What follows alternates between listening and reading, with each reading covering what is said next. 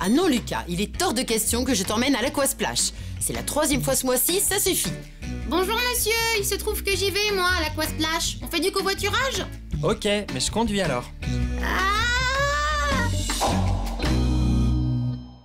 Le covoiturage est une pratique qui se développe de plus en plus. Une façon de se déplacer conviviale et qui nécessite quelques précautions en matière d'assurance. Si vous avez décidé de vous lancer dans cette nouvelle activité qu'est le covoiturage, il est fortement conseillé de prévenir votre assureur. Faites-le par lettre recommandée avec accusé de réception. Prévenu, votre assureur pourra vérifier qu'il n'existe pas de clause contraire à cette activité dans votre contrat.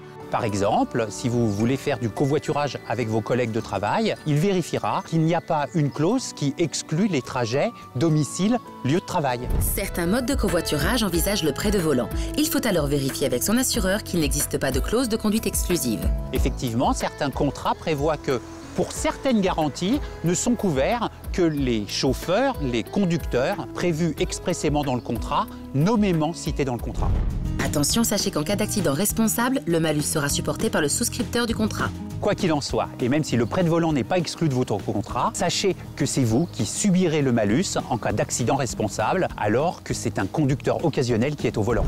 En cas d'accident responsable, les passagers du véhicule seront intégralement pris en charge du fait de l'assurance obligatoire de responsabilité civile.